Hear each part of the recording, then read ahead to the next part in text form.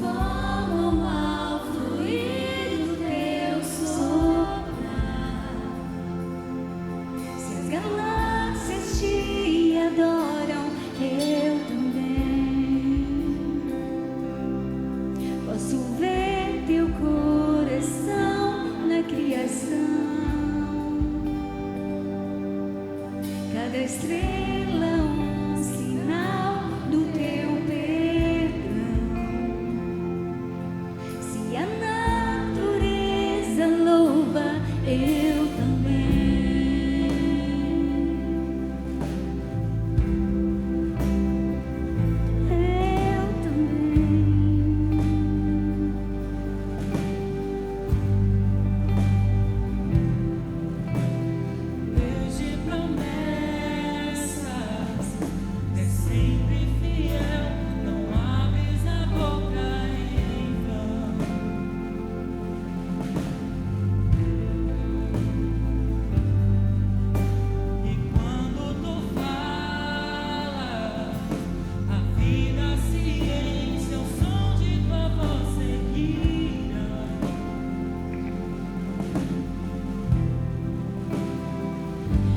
teu falar,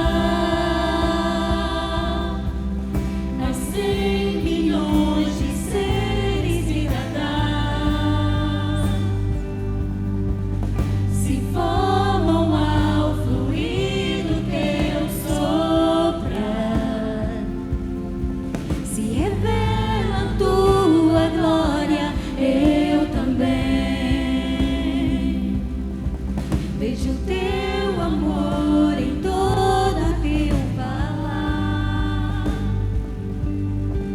Cada céu pintado, um quadro assim cria.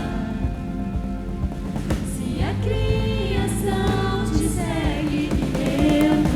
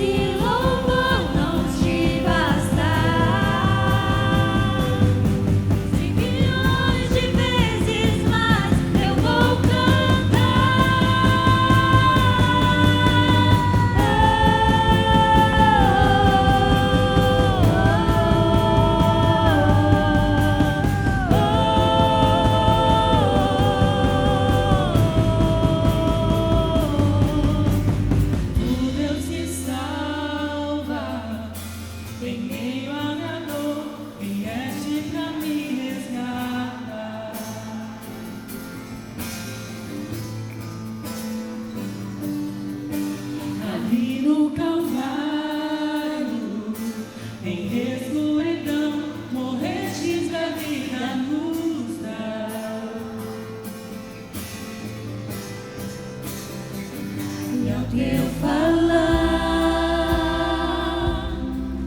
milhões de falhas deixam de existir.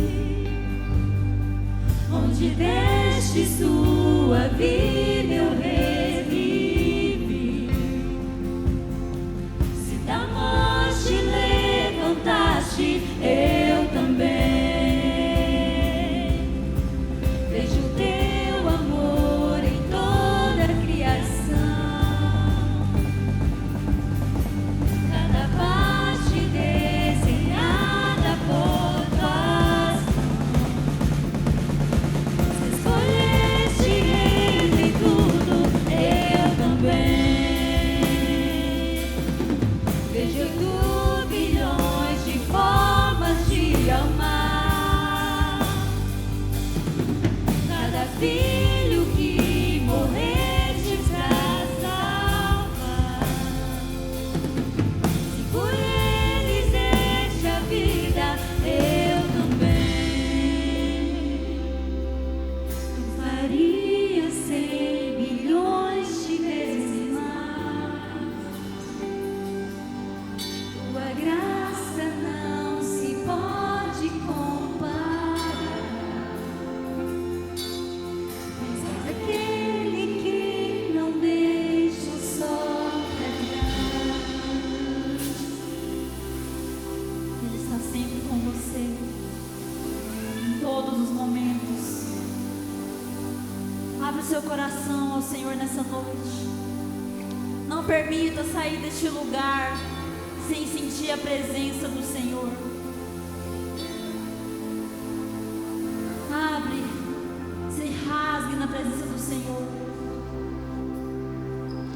como vamos declarar agora nessa canção, eu quero viver algo novo.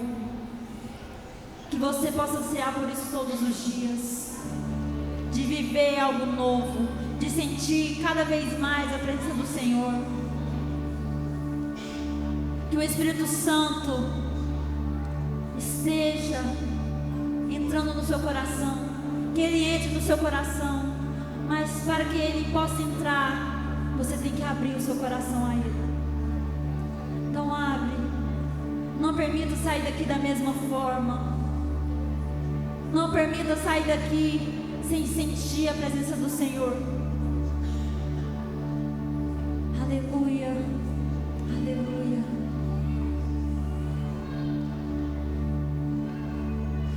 Vem me visitar hoje aqui.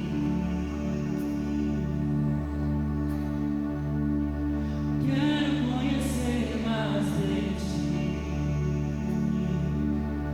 Espírito vem, Espírito vem, Espírito Santo. Espírito vem, Espírito vem, Espírito Santo. Eu quero viver algo novo. Faz meu coração arder de novo, fazendo todo medo desaparecer, nascendo sobre mim um novo amanhecer. Eu quero viver algo novo. Vem me visitar hoje aqui. Quero conhecer mais de ti. Espírito vem, Espírito vem, Espírito Santo. Espírito vem, Espírito vem, Espírito Santo. Espírito vem, Espírito vem, Espírito Santo. Espírito vem, Espírito vem, Espírito Santo. Eu quero viver algo novo. Faz meu coração arder de novo, fazendo todo medo desaparecer, trazendo sobre mim um novo amanhecer. Eu quero viver algo novo.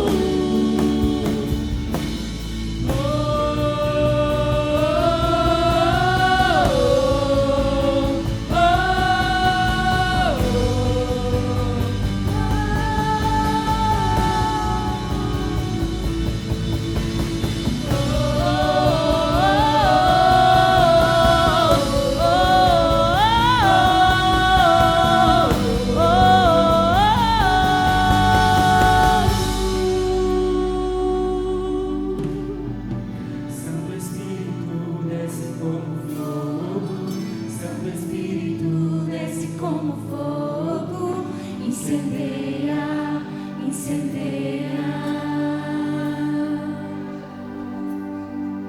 Santo Espírito desce como fogo, Santo Espírito desce como fogo, incendeia, incendeia.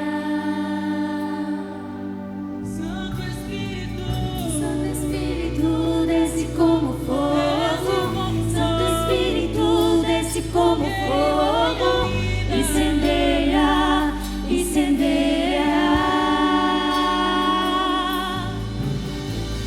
Santo Espírito desce como fogo, Santo Espírito desce como fogo, incendeia, incendeia.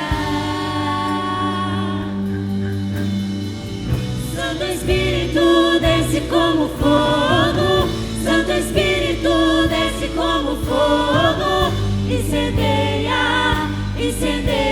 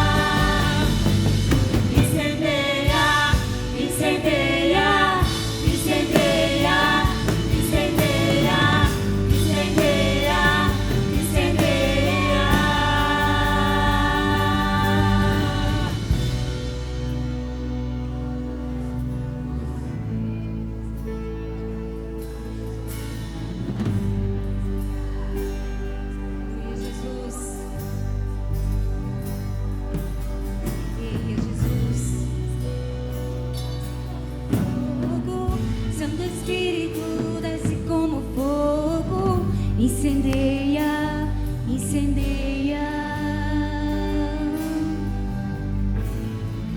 Santo Espírito desce como fogo, Santo Espírito Aleluias. desce como fogo, Glória seja dada ao teu nome, Senhor. incendeia. Oh Espírito Santo de Deus, incendeia-nos sim. Precisamos, Pai amado, da tua presença. Incendeia-nos, Espírito Santo de Deus.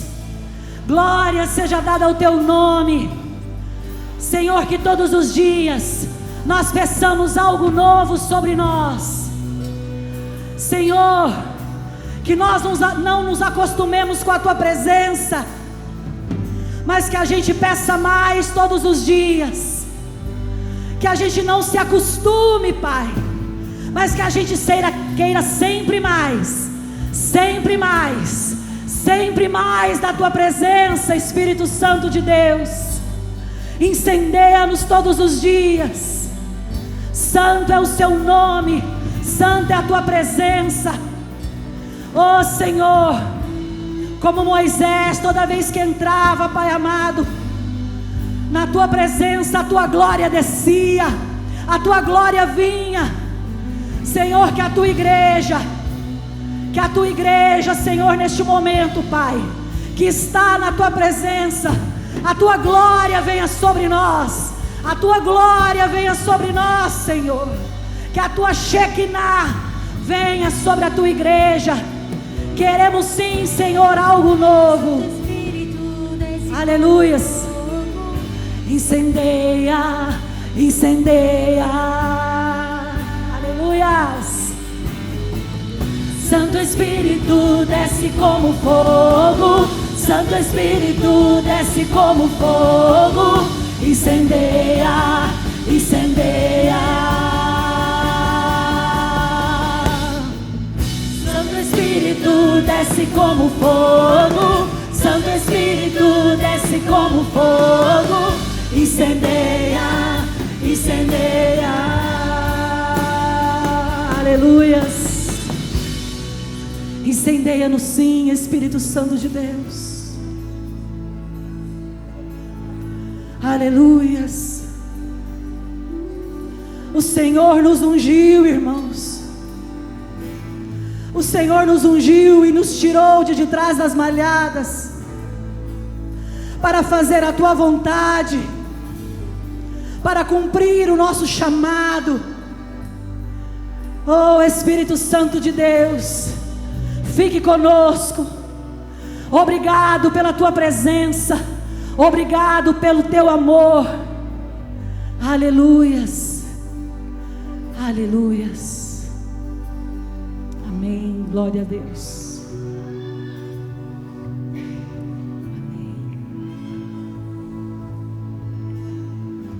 Boa noite, igreja, a graça e a paz do Senhor Jesus. Eu quero estar chamando a Kelly para estar ministrando a palavra de dízimos e ofertas. Quem se alegra?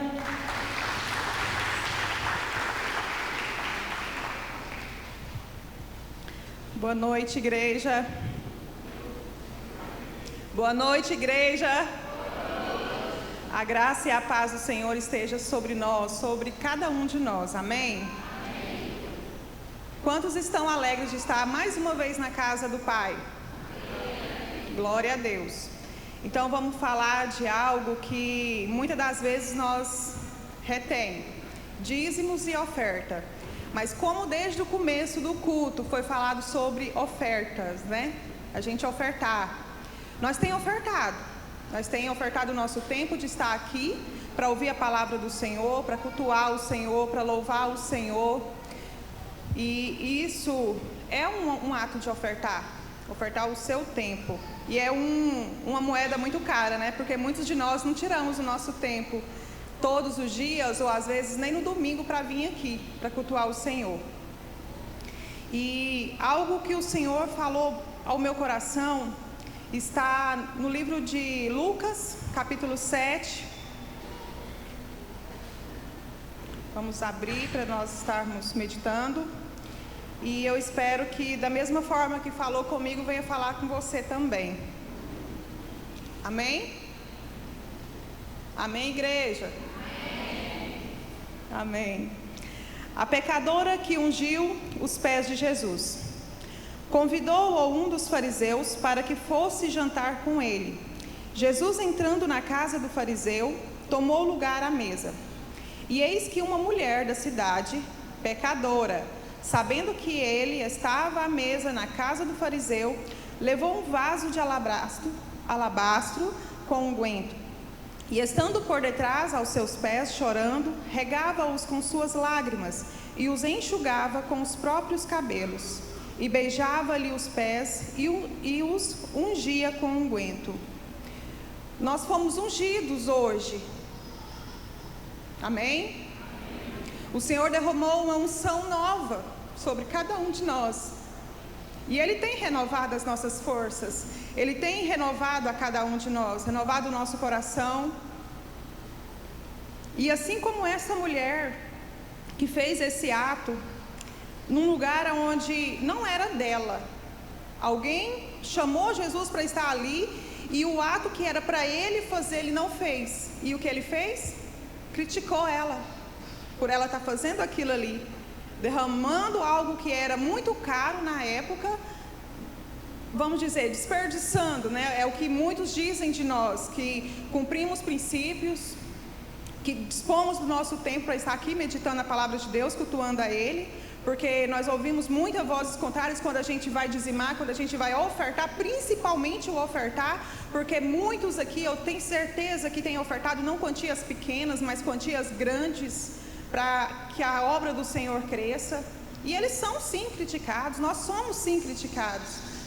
Mas essa mulher, ela não deu ouvido às vozes contrárias, assim como nós também não devemos dar ouvidos a vozes contrárias. Às vezes a nós mesmos, nosso coração mesmo fala assim, mas para que eu vou dar esse dinheiro? A igreja não precisa. Será que ela não precisa ou será que é o seu coração que está endurecido, está apegado ao dinheiro? E a questão do dizimar é tão assim espiritual, se eu posso dizer assim, porque eu falo que com toda a convicção do meu coração, que quando nós convertemos, eu e meu esposo, nós, como muitos na maioria, vem tudo destruído. E a nossa finança também era destruída. Nós devíamos muito, devíamos banco. E foram acabando as nossas coisas, né? Teve que vender, e foi vendendo, e viemos. Amém.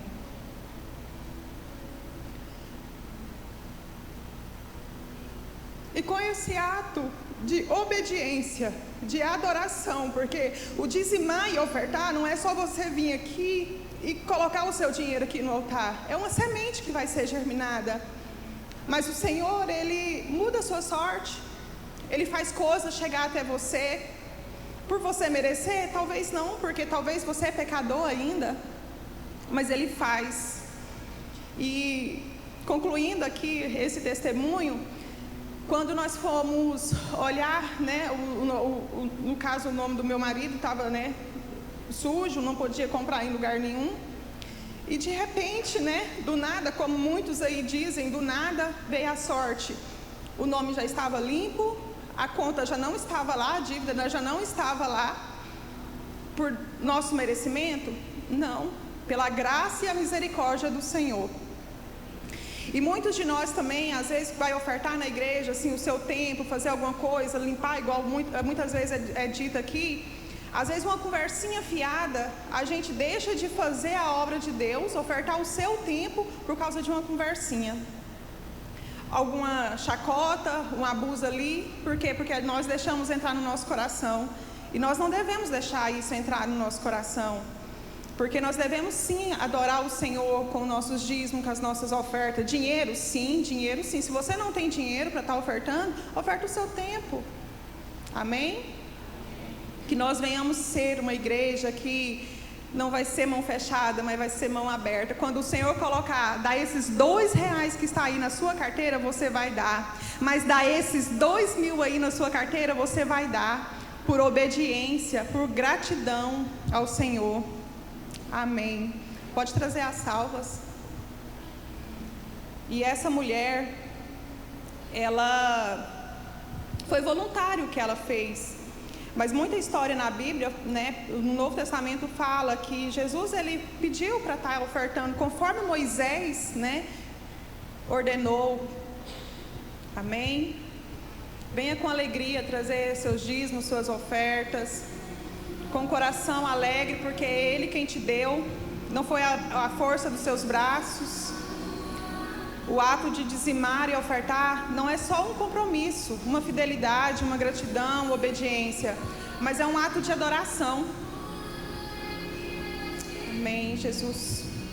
Senhor, nós somos a Tua igreja, somos a Tua noiva, Senhor. O que seríamos de nós sem a Tua presença? O que seria de nós sem o Senhor nas nossas vidas, Pai? Nos ensinando, nos capacitando, nos fortalecendo, renovando as nossas forças, nos ungindo, guardando o nosso coração muitas das vezes endurecido. Mas obrigada, Senhor Jesus, obrigada porque até aqui as mãos poderosas do Senhor esteve sobre nós, sobre cada um de nós. A graça, a misericórdia, a bondade do Senhor nos cerca. Amém, glória a Deus.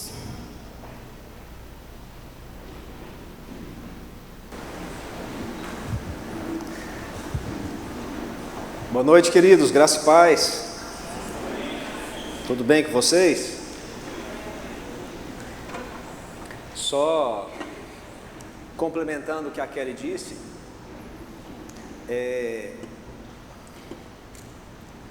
o nome do marido dela foi limpo do Serasa, não foi por um milagre não, viu?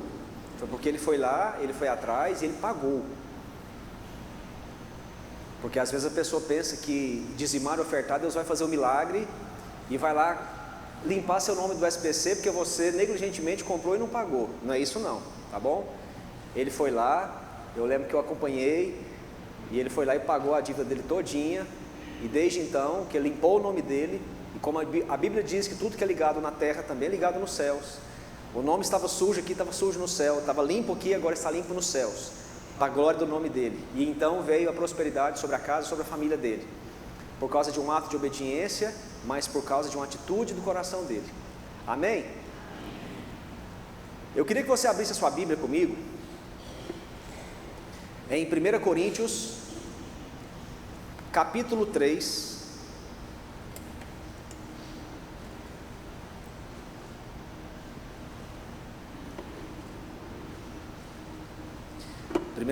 capítulo 3,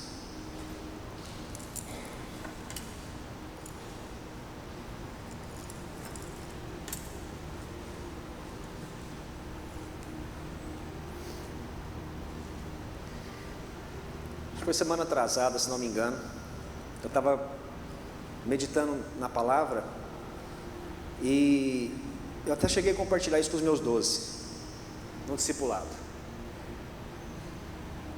Deus é tão maravilhoso que não bastasse Ele nos criar, nos ter feito a imagem e semelhança dEle,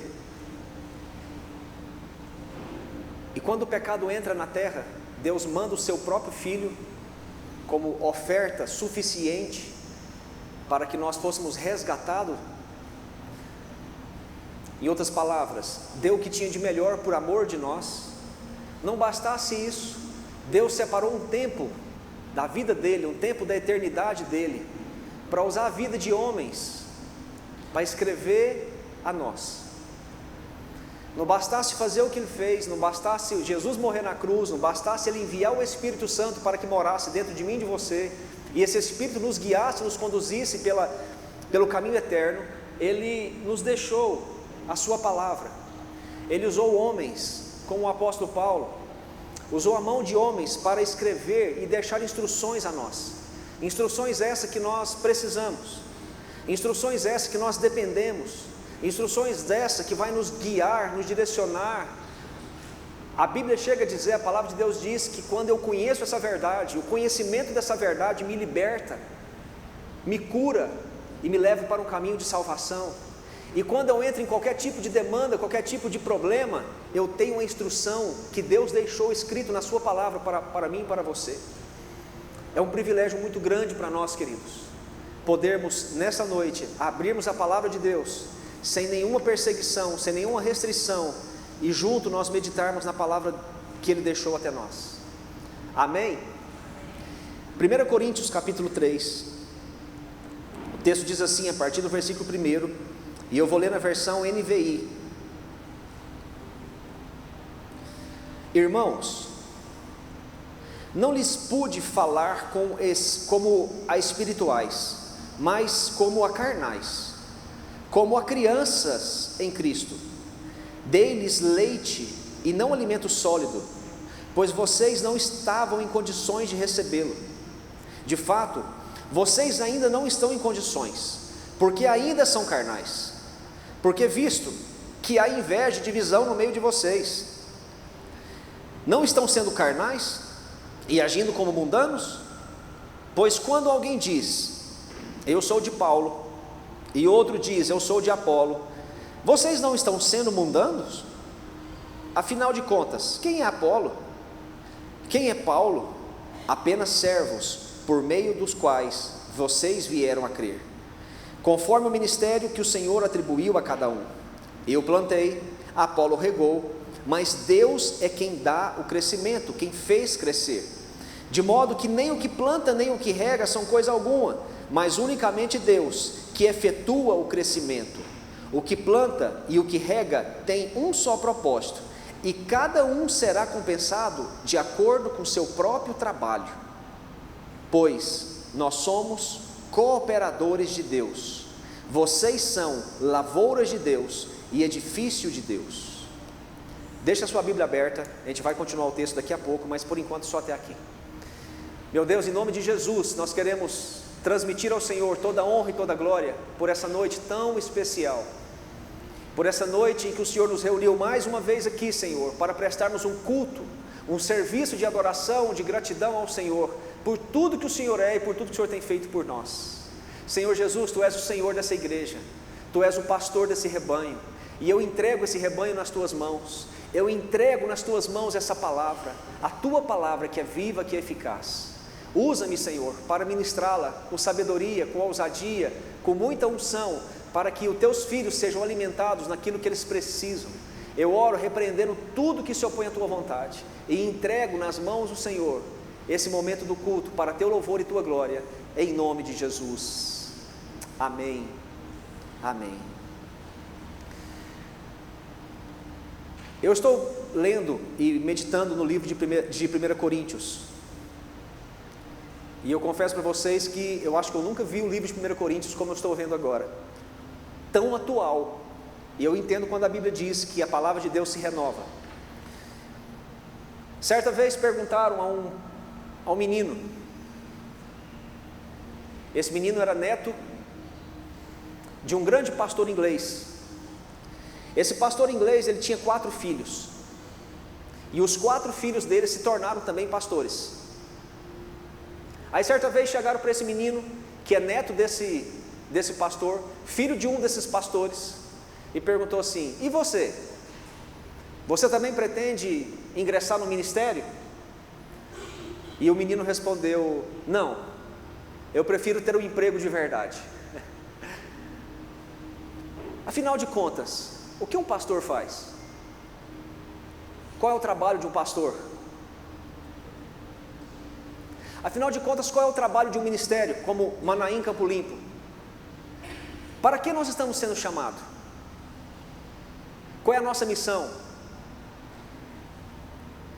O que cabe e o que Deus espera que nós façamos? O que cabe a mim fazer, o que cabe a você fazer? 1 Coríntios capítulo 3 é um retrato da igreja. Depois de Paulo falar no capítulo 1 acerca do nosso chamado, e eu preguei para vocês aqui há 2 semanas atrás, 3 semanas se não me engano, que nós somos chamados a ser santos, chamados a relacionarmos uns com os outros e com Cristo, e chamados para glorificar a Deus. Depois Paulo vai falar acerca de alguns princípios da palavra, e agora ele vai falar acerca da igreja. E ele vai começar dizendo, olha, quando eu estive no meio de vocês, eu não pude falar como adulto, como alguém espiritual, eu precisei falar com vocês como uma criança carnal, porque vocês não estão preparados para receber o alimento sólido ainda. porque ainda há divisão e inveja e contenda no meio de vocês. Queridos, a maior prova de maturidade que eu vejo de uma igreja, de uma pessoa, é quando existe inveja, comparações, competições dentro da igreja. Aí o que Paulo faz? Paulo vai pintar o retrato da igreja, e do versículo 1 ao versículo 4, ele vai pintar essa igreja como uma família. E qual é o foco dessa família? A maturidade. Depois ele vai pintar um outro quadro, ele vai pintar um campo, e ele vai dizer que nem o que planta, nem o que rega é coisa alguma, mas unicamente aquele que dá o crescimento. E ele vai falar acerca de quantidade. Se der tempo, eu vou entrar no terceira figura, que é a figura da construção de um templo, de um edifício. Mas vamos lá.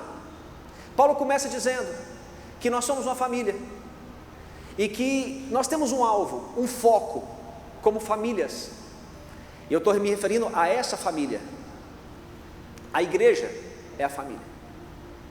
Nós temos um foco que é a maturidade. No capítulo 2, Paulo vai falar que existe dois tipos de homens: um homem carnal, que não é salvo, e um homem espiritual, que é salvo. Agora aqui, Paulo vai falar acerca de duas figuras de um cristão que é salvo: um que é maduro e um que é imaturo. Quem é o cristão maduro?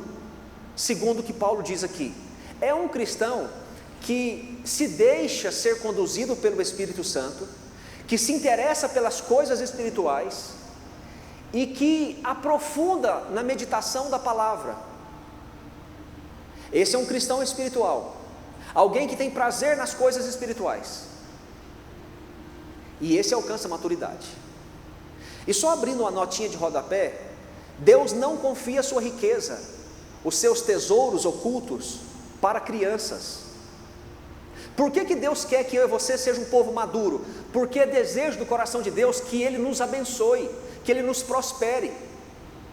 Deus não quer uma igreja imatura, Deus quer um povo maduro para que as bênçãos dele nos alcancem.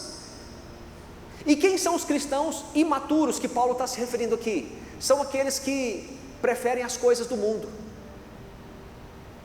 O texto não diz, na sequência do texto você vai ver, o texto não diz que essas pessoas perdem a salvação, só que elas vivem à margem da graça de Deus. Elas não estão no centro da graça de Deus, elas não recebem de Deus aquilo que Deus tem para elas, porque elas são crianças. E criança, querido, você sabe, a gente só pode dar algumas coisinhas. Você não faz a mesma proposta que você faz para o adulto, você faz para uma criança. Criança, você pode dar qualquer coisinha que ela fique satisfeita. Nós estávamos lá na Serra da Mesa, e eu fiz uma proposta para a Jéssica. Falei: Jéssica, eu te dou R$500 se você conseguir subir no barco, pela ponta do barco, sem ser pela escada. Falei: te dou R$500. E virei para o Edmar Filho. Aí nisso o Edmar Filho falou assim para mim: o senhor dá também, pastor? Falei: para você eu dou R$50. Se eu oferecesse 50 para a Jéssica, ela não ia nem olhar.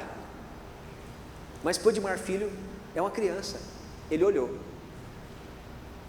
e ele se interessou, e ele quase se matou, mas subiu. Criança se contenta com qualquer coisa, e eu tive que pagar os 50, claro, óbvio, tem que ter palavra. Mas o que Deus tem para a igreja é algo tão grande, só que Deus não pode confiar essa riqueza na mão de crianças. Aí Paulo vai dizer: como que eu conheço a maturidade de um povo? Paulo vai falar de dois aspectos, eu não sei se vocês repararam na leitura do texto. Primeiro, observando o que cada um come, observando a dieta espiritual de cada um. Se eu observar o que você está comendo, eu estou falando de maneira espiritual, eu sei dizer o seu nível de maturidade. Porque leite que na Bíblia está falando de coisas fáceis, princípios básicos da Bíblia. Mas quando nós crescemos, quando nós atingimos a maturidade, nós passamos a receber o alimento sólido. E esse alimento sólido fala de contextos, de doutrinas mais aprofundadas na palavra de Deus. E enquanto a igreja não entender isso e não acordar para isso, a igreja não vai crescer. Por vezes eu escuto assim: pastor, as suas palavras são muito duras. Pastor, tem hora que a sua palavra é muito complicada. Vocês querem continuar bebendo leitinho? O que Paulo está dizendo aqui não é o seguinte: olha, você nasceu agora, você conheceu Jesus agora, vou dar leitinho para você, tá bom? Mas para você que já está há mais de 2 anos na igreja, eu vou te dar carne, vou te dar um alimento sólido. Não é isso que Paulo está falando. Para mim poder explicar melhor para vocês, olha o que diz lá em Hebreus, capítulo 5, versículo 11. Hebreus 5:11 diz assim, presta atenção nisso: quanto a isso, temos muito que dizer para vocês, coisas difíceis de explicar, porque vocês se tornaram lentos, tardios em aprender. De fato, embora a essa altura vocês já devessem ser mestres, vocês ainda precisam de alguém que lhes ensine novamente os princípios elementares da palavra de Deus. Estão precisando de leite e não de alimento sólido. Quem se alimenta de leite ainda é o quê? Ainda é o quê? Criança, e não tem experiência no ensino da justiça. Mas o alimento sólido é para quem? Para os adultos, os quais, pelo exercício constante, tornaram-se aptos para discernir tanto o bem quanto o mal. O que Paulo está dizendo aqui é o seguinte, e se você for olhar o contexto do versículo 11 para trás, você vai ver que está falando acerca do ministério de Jesus no céu hoje. Que a criança, ela só consegue compreender o ministério de Jesus aqui na terra. Quando Jesus esteve aqui, quando Jesus curou os enfermos, quando Jesus curou os cegos, o que Jesus fez na cruz do Calvário, Jesus ressuscitou no 3º dia, isso são coisas para crianças, são princípios elementares da palavra. Mas conhecer o ministério de Jesus, o sacerdócio de Jesus hoje, nesse exato momento nos céus, é algo que é só para gente grande, é só para adultos. E como que eu obtenho isso? Pelo exercício constante, pela prática constante. Queridos, eu preciso, e eu volto a dizer isso para vocês, como igreja, eu preciso disso aqui, isso aqui é alimento para o meu espírito. Não existe outra fonte que me alimenta, a não ser a palavra de Deus. A fé vem pelo ouvir, o ouvir do quê? Da palavra de Deus. Pelo exercício constante, eu vou me tornando alguém maduro, e então Deus começa a revelar os seus segredos ocultos a nós, e passamos a entrar no nível de maturidade, no nível de prosperidade, que outras pessoas não entram, porque somos adultos, porque agora a proposta já não é mais R$50, a proposta agora é R$500, mudou, e vai se tornar propostas melhores, 5 mil, 5 milhões, na medida que nós cresçamos, que nós vamos crescendo na palavra. Agora, é importante a gente observar, que pela dieta, eu sei definir o seu nível de maturidade. Se você é alguém que gosta de historinha bíblica, ou se você é alguém que aceita as doutrinas bíblicas. Eu estava pregando uma vez, para uma família, para um casal, para ser mais preciso. Eu estava pregando para um casal não convertido, e tinha um discípulo meu que estava junto comigo, e eu pregando os princípios elementares da palavra, aquilo que nós aprendemos no encontro. E esse discípulo meu falou assim: pastor, que palavra foi aquela que o senhor deu para aquele povo, para aquela família? O senhor tinha que pregar essa palavra na igreja. Eu falei: eu não acredito que eu estou ouvindo isso de você. Isso te impactou? Isso é leitinho. Você já está precisando de carne, é de uma picanha boa já. Você está querendo leitinho ainda. Por quê, queridos?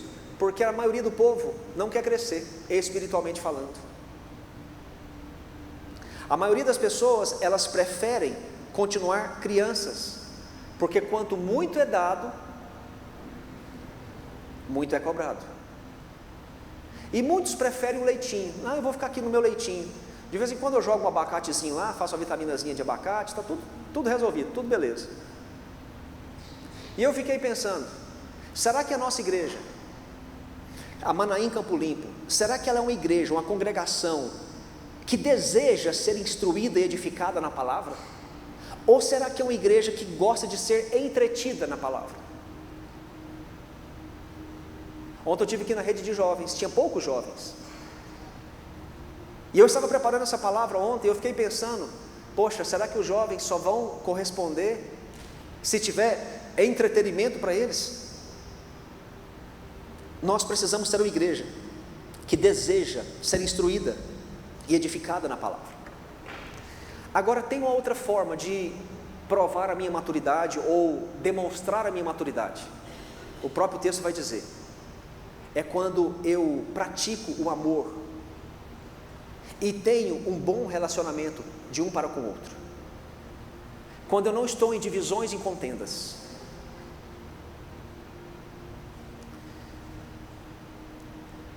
Essa semana eu ouvi uma coisa que fazia muito tempo que eu não ouvia. Fulano vai sair da igreja porque a igreja não tem mais amor. E a culpa é minha? Eu sou culpado por não ter amor na igreja? Eu sou um com vocês, vocês é um comigo. Nós estamos no mesmo barco. O problema é que muitas pessoas não conhecem o verdadeiro sentido, significado do amor. Quem aqui é pai e mãe? Você fica tristinho, chateado se o seu filho passar uma semana sem te ligar? Você vai deixar de amá-lo? Quem aqui tem filhos que já não mora mais com você, que já casou, que está longe? Se o seu filho ou a sua filha passar uma semana sem te ligar, você vai ficar triste? Sim ou não? Mas você vai deixar de amar ele por causa disso? Engraçado, né? Por que se o pastor não faz uma visita, se o pastor não liga perguntando por que não foi no culto, a pessoa sai da igreja ainda alegando que é porque não tem amor dentro da igreja? Dá para você ter ideia do nível de imaturidade que nós vivemos, que a igreja vive? Queridos, olha para cá, entenda uma coisa e aprenda uma coisa sobre o sentimento do amor. Pastor, amor não é um sentimento, amor é uma decisão. Sim, correto, amor é uma decisão. Eu decido amar o meu próximo, é uma decisão que eu tomo. Mas uma vez que eu decido, é um sentimento que me envolve. E deixa eu te ensinar, queridos e queridas, acerca do amor. Não existe amor sem sofrimento, sem renúncia e sem entrega. Não existe amor sem sofrimento, sem renúncia e sem entrega. Meninas que não casaram, para de sustentar essa imagem do homem perfeito no cavalo branco, o príncipe encantado. Ele não existe. Isso frustra muitas meninas, porque quando começa a se envolver em um relacionamento, começa a ter sofrimento, começa a ter que ter entrega, começa a ter que ter sacrifícios, renúncias. Ah não, isso aí não é quem eu esperava. Você não vai encontrar, minha irmã, não existe. Amor é um sentimento maduro. E uma coisa que eu falo em todo casamento, eu falo isso: amor, casamento não é para criança, porque amor não é um sentimento que criança pode sentir. Criança não tem condição de sofrer, de entregar, de renunciar. É um sentimento maduro. Meninas, olha para cá. O príncipe encantado não existe. Existe um homem de Deus que vai ser moldado, que vai ser preparado para você, alguém que vai ser santificado dia após dia, através do conhecimento da palavra. Ele vai renunciando, ele vai crescendo, ele vai sendo melhor para você a cada dia. Não existe o príncipe encantado. Então quando você entrar num relacionamento e começar a ter sofrimento, não chuta o pau da barraca não, é ele. E qual que é o problema de muitos términos de casamento? A imaturidade. Porque o homem, por sua vez, quando começa a ver o sofrimento, quando começa a ver a renúncia, a entrega, ele quer voltar para a casa do pai, porque na casa do pai não tinha isso. A casa do pai era confortável, A casa do pai não tinha sofrimento, a casa do pai não tinha dor, a casa do pai não tinha luta, não tinha entrega, a casa do pai não tinha um pé de boleto para você pagar, a casa do pai você não tinha que renunciar por causa de alguém, você fazia o que você queria. E aí o bacana, depois de 2, 3 meses casado, quer separar da mulher. Imaturidade. É uma criança, não está preparado ainda para receber um alimento sólido, quer voltar para o leitinho. Amor é um sentimento que eu decido e que eu sofro, eu renuncio e eu entrego. O meu Senhor falou o seguinte: vocês querem me seguir? Vocês querem me receber como único Senhor e suficiente Salvador da sua vida? Vocês serão perseguidos por causa de mim, por causa que vocês me amam, por causa do seu amor para comigo, vocês serão perseguidos. Perseguir o Senhor de vocês, o que dirá vocês? É o que o Senhor disse.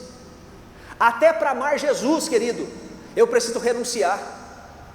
Até para amar Jesus eu preciso sofrer e estar disposto a receber perseguições, porque eu amo. Amor é isso. Então decida amar quem está do seu lado, decida amar o seu irmão, decida amar aquele que está precisando da sua ajuda e não da sua língua para ficar falando.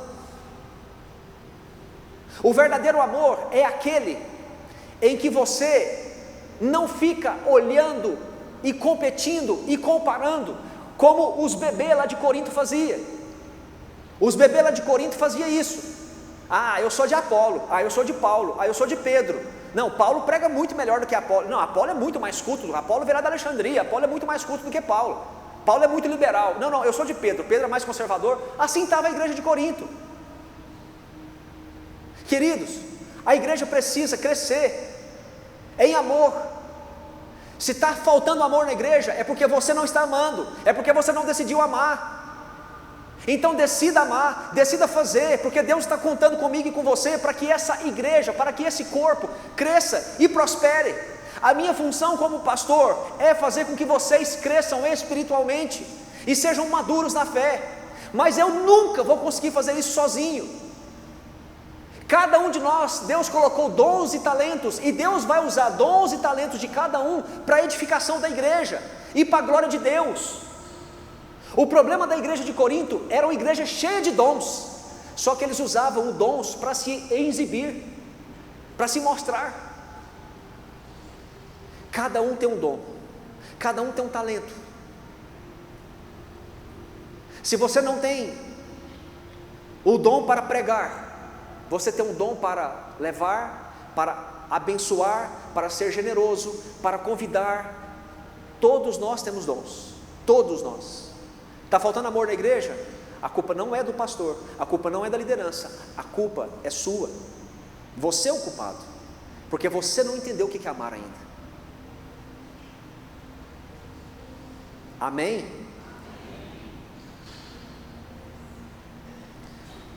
O que criança gosta é de brincar, brigar, protestar e se identificar com seus heróis.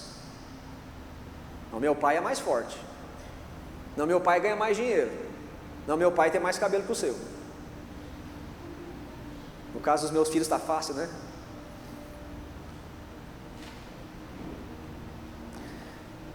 Agora vamos para a segunda figura. Do versículo 1 ao versículo 4 ele vai falar de uma figura da família. E qual é o objetivo dessa família? Alcançar a maturidade. Deixa eu te fazer uma pergunta. No que depender de mim, eu estou sempre disposto a fazer com que você cresça. No que depender de mim, eu estou sempre disposto a fazer com que você alcance a maturidade. No que depende de você, você está disposto a fazer isso? Por você e pelos outros?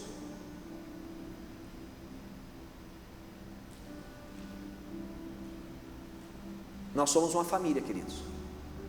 A família de Cristo. E precisamos crescer. Ah, como precisamos crescer. Como eu fico triste de ver às vezes a imaturidade, a infantilidade de muitos, com contendas dentro da igreja. Como se o sangue de Jesus vertido na cruz não fosse suficiente para poder apaziguar a nossa ira, apaziguar a nossa língua, apaziguar os nossos desejos carnais. Misericórdia. Misericórdia.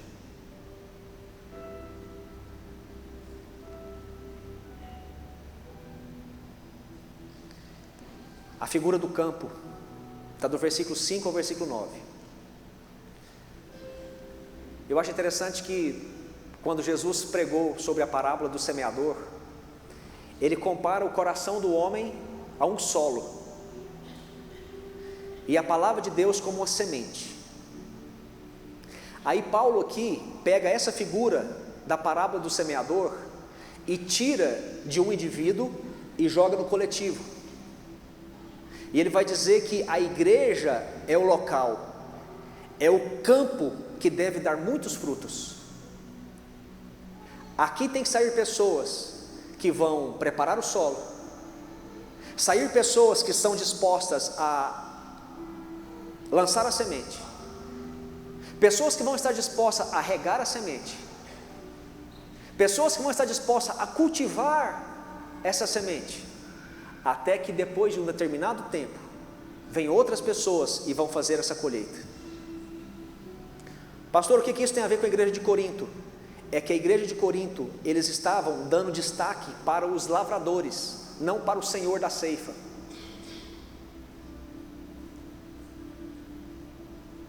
Quem é Paulo? Quem é Apolo? E na verdade, a palavra original não é quem, é que. Que é Paulo? Que é Apolo? Que é Adolfo? Que é Renê? Que é Silas?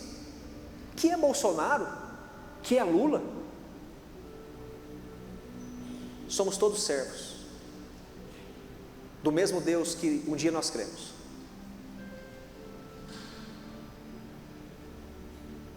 Se Paulo plantou e Apolo regou, nem o que planta, nem o que rega é coisa alguma, mas aquele que dá o crescimento. A igreja de Corinto estava olhando para os lavradores e não para o Senhor da ceifa. O Senhor é a fonte de todas as bênçãos. Ninguém cresce, ninguém prospera sem a bênção dele. Ninguém cresce, ninguém prospera sem a bênção dele. Todo crescimento vem dele. Toda semente, ela só é possível nascer quando você joga ela no solo, porque Deus efetua o crescimento. É Deus quem respalda o nosso trabalho, para que o nosso trabalho tenha resultado. Nem eu e nem você somos nada. Você viu o tamanho da igreja do fulano?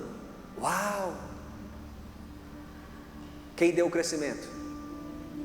Foi o Senhor da ceifa, não o lavrador. Você viu tanto que a célula do fulano tem crescido? Quem deu o crescimento para a célula? Foi o Senhor. Aqui eu aprendo 3 lições. Primeiro, a diversidade dos ministérios. Um ara, outro planta, outro rega. O que é isso? Por que essa figura? Quem que é a pessoa que ara? É aquele que chegou um dia na sua casa, bateu na sua porta, com a Bibliazinha debaixo do braço, e talvez você fechou a porta na cara dele, como eu já fiz várias vezes, e essa pessoa com muita insistência entrou dentro da sua casa, e essa pessoa falou assim: você sabia que Jesus tem um plano de salvação para mim e para você? E aí a gente ouve pela palavra de Deus, a palavra de Deus pela primeira vez. Quem foi que arou na minha terra? O tio Jair e a tia Ana Maria, e depois o Murilo e a Renata, que são os filhos dele. Eles que pregaram a palavra de Deus para mim a primeira vez. Quem plantou a semente? O Murilo, que me levou para o encontro. Quem regou essa semente? A apóstola Liberato e a apóstola Lise, e depois a apóstola Graça. por muito tempo regando. E agora quem está colhendo essa semente que está dando frutos? O apóstolo Liberato de novo. Vocês estão entendendo? Talvez aqui tem pessoas que não fui eu que preparei o solo, foi outro. Talvez tem pessoas aqui que não fui eu que preparei o solo e nem lancei a semente. Eu estou apenas regando, e um dia eu sei que eu vou colher. Porque cada um de vocês, num determinado tempo, vai produzir frutos para o Senhor, no tempo necessário, no tempo preciso. E eu quero dizer para vocês, esse tempo já chegou, viu? Esse tempo já chegou.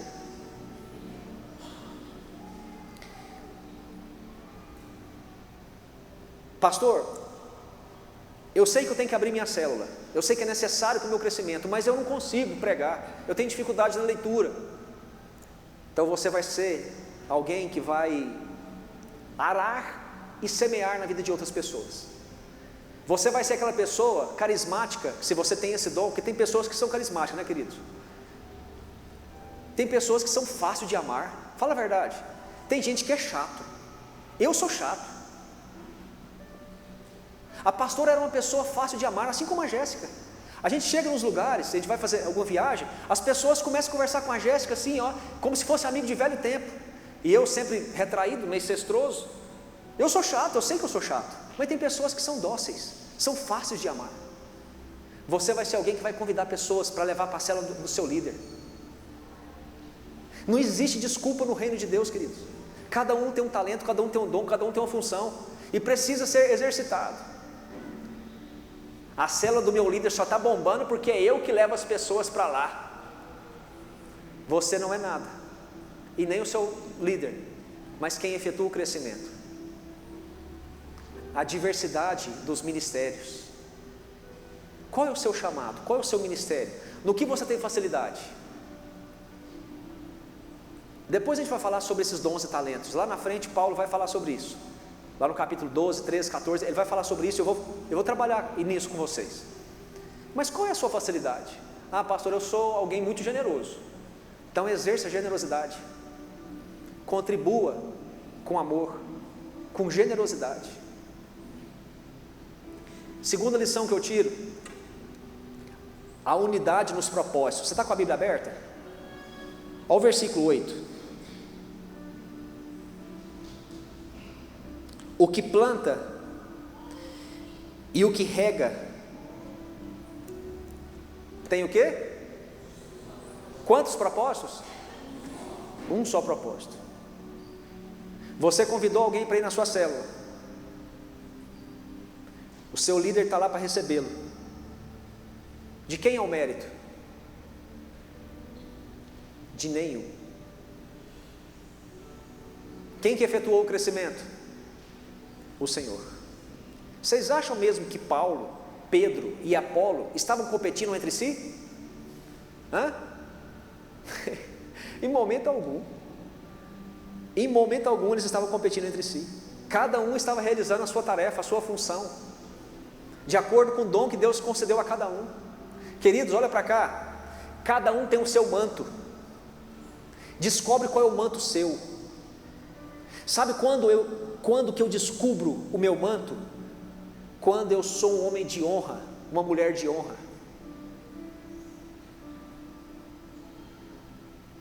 A Bíblia diz que a honra abre portas para o êxito, e esse êxito começa no ministério, quando eu honro.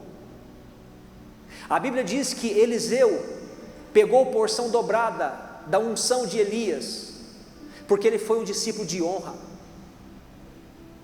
E Elias chega para Eliseu e fala assim: o que você quer? Eu vou embora para o céu, vai passar uma carruagem de fogo aqui, eu vou pegar uma carona com ela e você vai ficar. O que você quer? Eu quero porção dobrada do seu espírito, eu quero porção dobrada da sua unção. Elias fala assim: você está pedindo uma coisa difícil, hein? Dura coisa você tem me pedido, mas se você me vê saindo com a carruagem, assim será na sua vida. A Bíblia fala que eles estavam, e de repente a carruagem de fogo passa e toma Elias. São duas figuras que não morreu na Bíblia, que vocês não viram falar, que nunca encontrou o corpo deles. Um que representa a lei, o outro que representa a profecia. Quem que é? Moisés e Elias. Um representa a lei, outro representa a profecia. O que acontece, queridos, quando Elias vai? O manto de Elias cai. Como ele foi um discípulo de honra, ele corre e pega o manto e coloca sobre si. E agora, Eliseu precisa dar continuidade na unção, no trabalho que Elias deixou, no legado que ele deixou. Então, os discípulos dos profetas estavam do outro lado do Rio Jordão.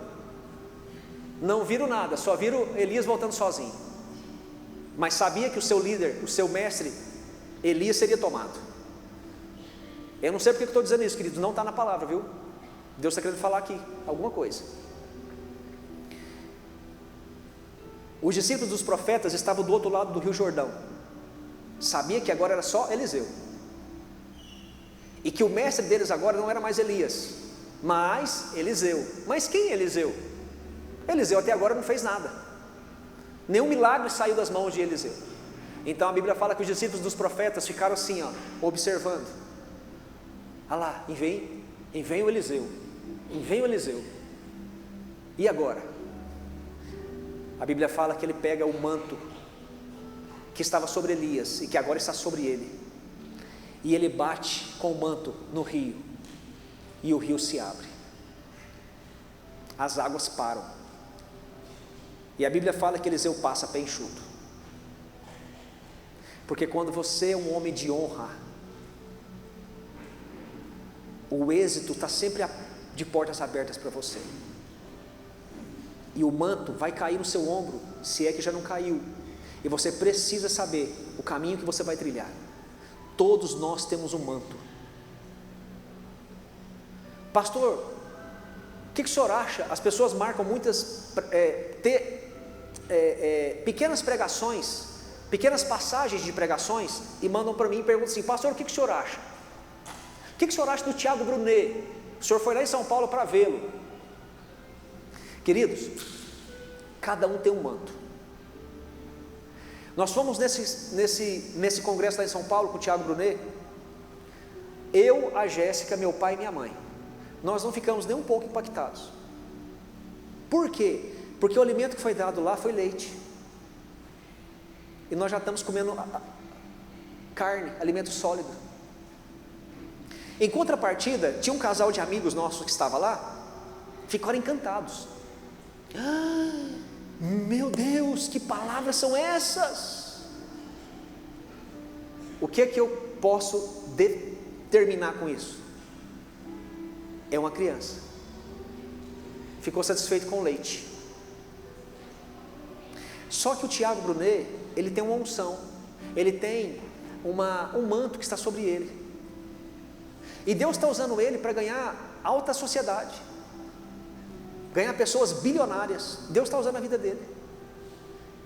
E às vezes por causa de uma fala mal colocada, ou às vezes por causa de alguma questão, as pessoas questionam: o que o senhor acha? O senhor acha que é certo isso? Queridos, é tempo da gente ser maduro, parar de ficar olhando o manto do outro, parar de ficar olhando a unção do outro e olhar para o nosso manto, olhar para a unção que Deus colocou sobre nós. É hora da gente ter a nossa própria prosperidade, o nosso manto, a nossa própria unção. Amém? Para de querer ficar assistindo e julgando o manto de outra pessoa. Pastor, o que o senhor acha do Valdomiro? Eu não sou fã dele, mas não sou louco de falar dele.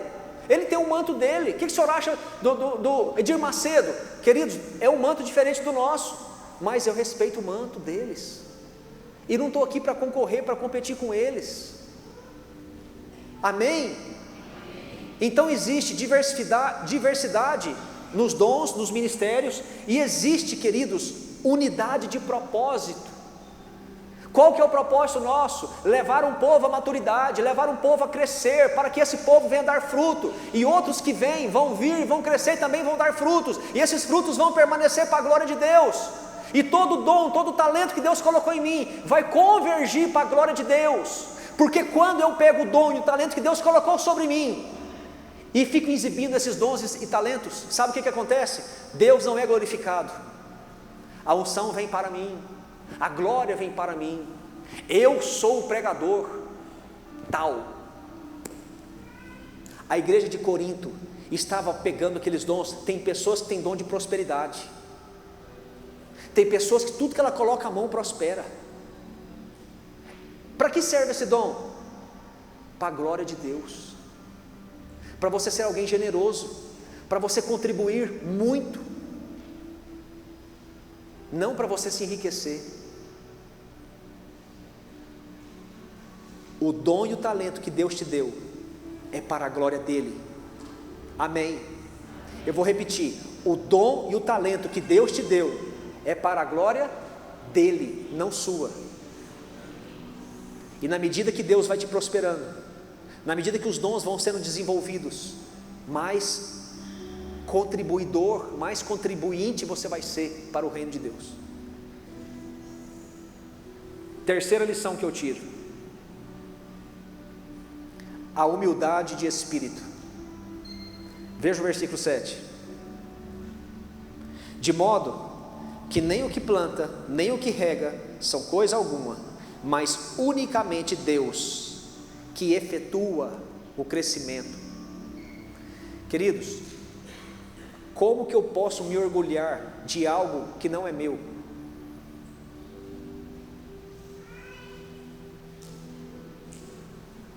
Como que eu posso ser soberbo e orgulhoso se tudo vem dele?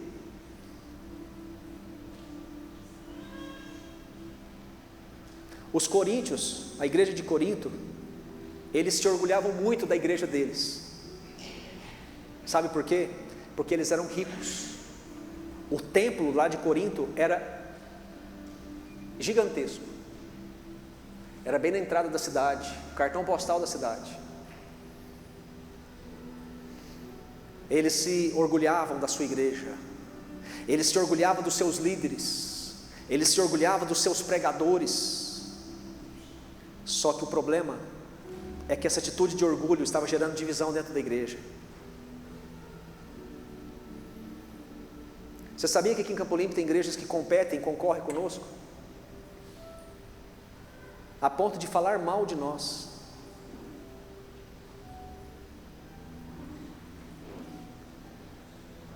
Vocês nunca me viram, nem nunca vai me ver fazendo isso.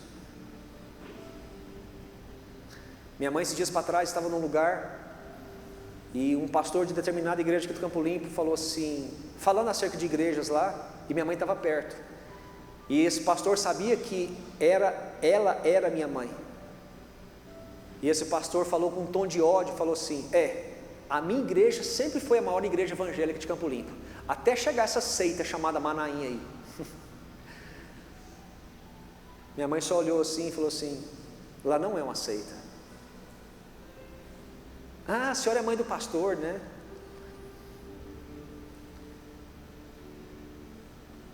Queridos, nós precisamos ter um coração humilde o tempo inteiro, o tempo todo. Porque lá no versículo 8, na sequência do texto, fala assim: porque cada um vai receber o seu próprio galardão, segundo o seu próprio trabalho. Nossa recompensa não é o louvor dos homens. Ah, queridos, tem muita gente preocupada com isso.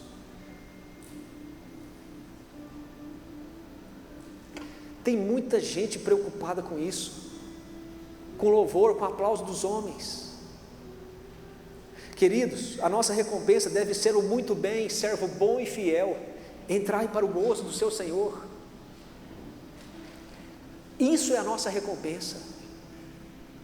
As pessoas estão hoje, infelizmente, as pessoas estão muito preocupadas com o que as pessoas pensam do nosso ministério. Não, eu tenho que ter um ministério que vai impactar as pessoas, para que eu tenha muitos seguidores. Afinal de contas, queridos, nada disso é essencial. O essencial é a aprovação do Senhor. Não é o que as pessoas pensam, é o que o Senhor pensa. Deus deseja aumentar o seu campo, e Ele quer que cada igreja local produza os seus frutos. Que frutos são esses, pastor? Frutos do Espírito, frutos de santidade, frutos de generosidade, frutos de boas obras, frutos de louvores a Deus, frutos de gratidão e frutos de almas para o Senhor. Porque todo crescimento espiritual deve ser acompanhado de um crescimento quantitativo. Frasinha de Instagram para você. Todo crescimento espiritual deve ser acompanhado de um crescimento quantitativo. Na medida com que você cresce em Deus, cresce as pessoas à sua volta. Na medida com que a sua unção cresce, cresce as pessoas que dependem da sua unção. Sabe por quê, queridos? Porque todo fruto contém uma semente. Todo fruto contém uma semente, e essa semente serve para produzir outros frutos. Olha para cá todos vocês. Cada um de vocês que estão aqui é um fruto que tem permanecido. Cada um de vocês que estão aqui, até os mais improváveis, que pensam assim, eu só estou aqui por causa do meu pai. Todos vocês que estão aqui, é um fruto que tem permanecido. E dentro de você tem uma semente que foi plantada. E essa semente que está dentro de você, ela é capaz de produzir mais frutos. E ela vai produzir mais frutos. João capítulo 15, a Bíblia diz que quando eu entendo isso, quando eu entendo que eu sou um ramo enxertado na videira, eu vou produzir muitos frutos. No tempo certo, muitos frutos virão através de você. Você vai ver toda a sua casa, toda a sua parentela, todos os seus rendidos aos pés do Senhor. 3 pessoas pegou. Eu vou repetir. Você vai ver toda a sua casa, toda a sua parentela rendida aos pés do Senhor. Haverá salvação na sua casa. Toda a sua casa será alcançada com salvação. Sabe por quê? Porque tem uma semente dentro de você. Você é um fruto que tem permanecido. Existe uma semente dentro de você, e num determinado tempo essa semente vai frutificar, e vai produzir frutos. Os seus filhos serão sementes que produzirão muitos frutos. Fica tranquilo, descansa, e transmita a glória ao dono, ao Senhor da ceifa. Você nada é, nós nada somos. Eu queria entrar na terceira imagem, só que ela vai demandar muito tempo, e eu não vou entrar para não cansar e não ficar com muitas informações. O que eu quero que você entenda e saia daqui nessa noite é o seguinte: Satanás, o adversário de Deus, o inimigo de Deus, declarado na Bíblia, e que também se tornou inimigo meu e seu, ele está sempre ocupado,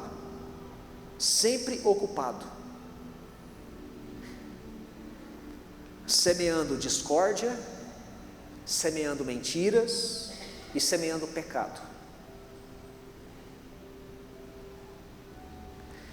O nosso dever como igreja é estarmos sempre ocupados, preparando o solo e plantando a boa semente que é a palavra de Deus.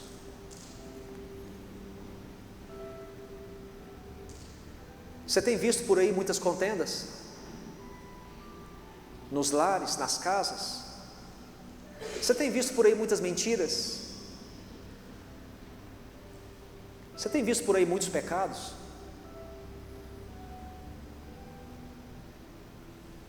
É porque alguém está trabalhando e semeando isso. Sabe de quem que é o papel de reverter esse quadro? Sabe de quem que é o papel de semear a boa semente da palavra de Deus? É nossa. É nossa função.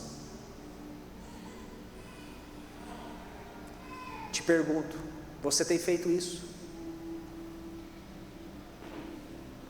Por onde você passa, você tem glorificado o nome do seu Deus?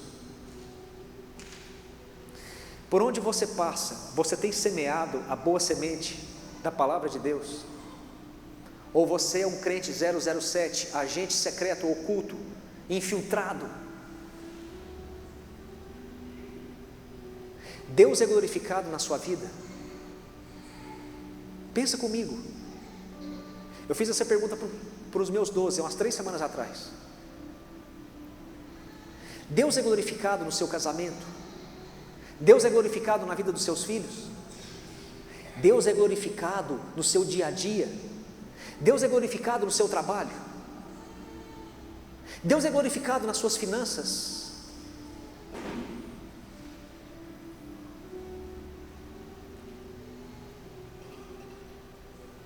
Olha para cá e eu já encerro. Você nasceu com um propósito.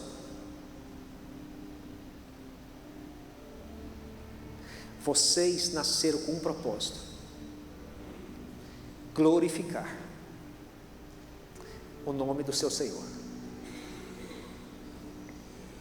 Se te perguntarem qual é o seu propósito, meu propósito é glorificar o nome daquele que me resgatou.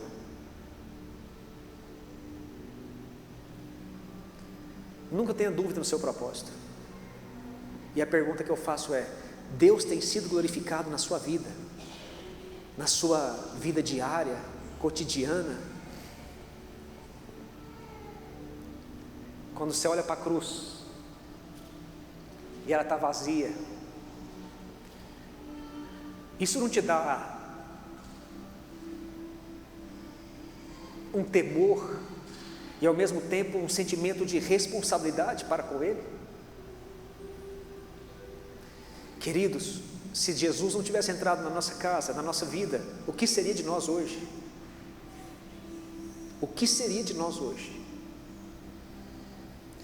Somos chamados para glorificar o nome de Deus, e a melhor forma de glorificar o nome dEle, a melhor forma de glorificar o nome dEle, é semeando a boa semente da palavra dEle.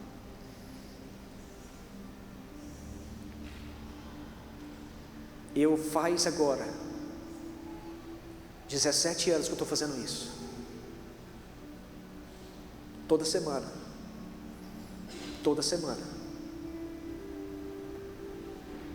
eu posso contar com vocês?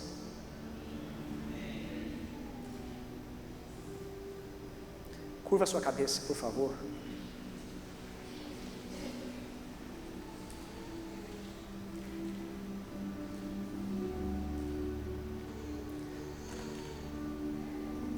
Que essa unção que está aqui nessa noite, você leve para sua casa, leve com você, porque esse manto está sobre você. Essa paz que você está sentindo aqui agora, é a presença do Senhor, e ela está com você. Esse manto está sobre vocês, sobre a igreja dele. Leve contigo. Esse temor que você está sentindo agora no seu coração, é o manto que está sobre você. Leva ele.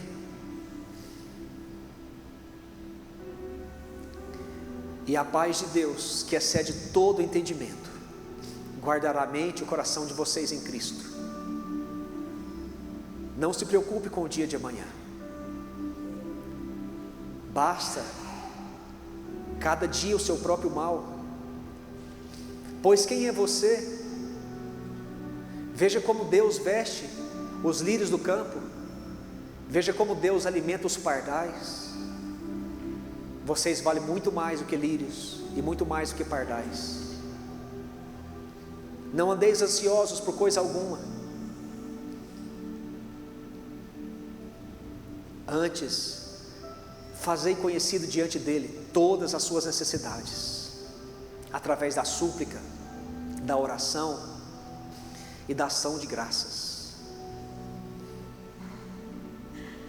O seu Deus está aqui, e Ele está vendo tudo que você está passando, cada angústia, cada aflição, cada dor que você está sentindo, cada anseio. Ele está aqui, Ele está vendo tudo. Ele está no centro do trono de glória, reinando, vendo tudo que está acontecendo. Sua palavra diz que as nações para Ele é como uma gota que cai de um balde. Tamanho é a grandeza desse Deus.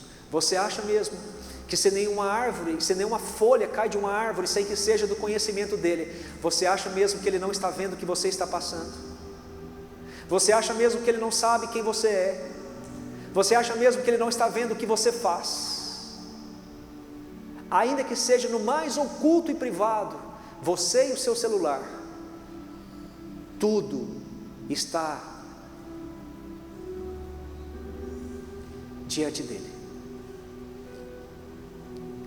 Aquieta o seu coração Descansa o seu coração nesse Deus tão grande, tão infinito, tão poderoso. Um Deus que tudo pode, um Deus que tudo vê, um Deus que está em todos os lugares ao mesmo tempo. Ele é onisciente, onipresente, onipotente. Ele está aqui nessa noite, está sondando o seu coração. E eu quero declarar em nome de Jesus que toda angústia, todo anseio caia por terra hoje, toda preocupação caia por terra hoje. Eu quero declarar a cura para aqueles que estão enfermos no físico, sejam curados em nome de Jesus. Eu quero declarar em nome de Jesus aqueles que estão enfermos na sua alma, nos seus sentimentos, nas suas emoções, recebam o bálsamo do Senhor e seja curado nessa noite em nome de Jesus. O Deus que começou a boa obra, Ele é fiel e justo para completá-la, e Ele vai completar essa obra na sua vida, na sua casa, na sua família, na sua história, na sua descendência. Ele não tardará em cumprir o propósito dEle na sua vida. Descansa o seu coração nesse Deus. Ele está no trono, Ele está reinando. Descansa, descansa, confia, confia. Havia certa mulher que estava padecendo há 12 anos de uma hemorragia que não cessava, mas ela creu no seu íntimo que se apenas ela tocasse na orla da veste de Jesus, ela seria curada. E a sua fé levou até aquele lugar, e ela tocou no manto de Jesus. Queridos, o manto do Senhor está aqui. Toca no manto dele, toca no manto dele, receba cura. Filha, a tua fé te salvou, a tua fé te salvou, vai em paz. É a nossa fé que obtém os maiores milagres, porque o Senhor dos milagres está aqui. Então creia, confia. Sabe essa preocupação que você chegou aqui? Saia daqui sem ela, porque o seu Deus está no trono e está contando comigo e com você para levantar uma igreja madura, uma igreja sarada, uma igreja que não tem outros deuses diante dela, mas somente Jesus é o Senhor da igreja. Uma igreja que não tem outros atrativos para atrair as pessoas. Não, a palavra é a semente que cura, que liberta, que salva. Saia daqui nessa noite convicto que Deus está te chamando a uma vida de maturidade, para que você produza muitos frutos para Ele, muitos frutos para Ele, em nome de Jesus, em nome de Jesus.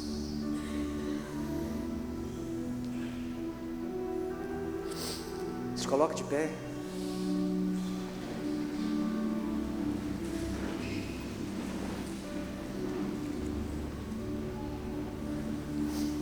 Estenda suas mãos. Em nome do nosso Senhor e Salvador Jesus, em nome daquele que efetua todo o crescimento, toda a prosperidade em nós, em nome dEle, no nome que está acima de todo nome, eu te abençoo para a semana mais feliz e próspera da sua vida.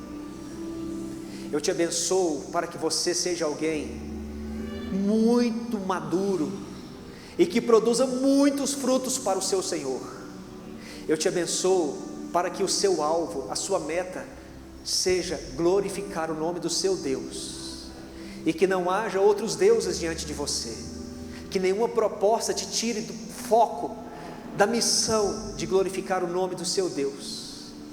Que você seja um agente, pois a semente de Deus está dentro de você, um agente de salvação. Que você seja um agente que vai produzir muitos frutos para o Senhor. Você, sua casa, sua família, os seus filhos. Não ficará ninguém, você e a sua casa, toda ela servirá ao Senhor e será alcançada por salvação. Eu te abençoo para que o Senhor te leve em paz e segurança, te livre de todo mal, que o Senhor te conduza, que o Senhor conduza os seus passos, as suas motivações, as suas intenções e as suas ações. eu te abençoo para a semana mais feliz e próspera da sua vida. Se você recebe, dê um forte aplauso a Ele.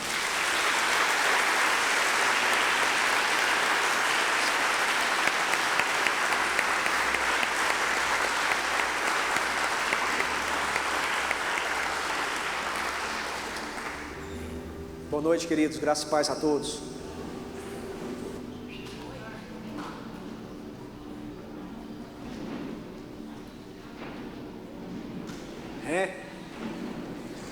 Pastor bonito ali, vocês viram, gente? Que é para mim dar o recado aqui, ó. Dia 22, sábado às 19h30, na rede de jovens, de frente com o pastor. Amém? Não venham com perguntas muito difíceis, viu? No judia do pastor, não.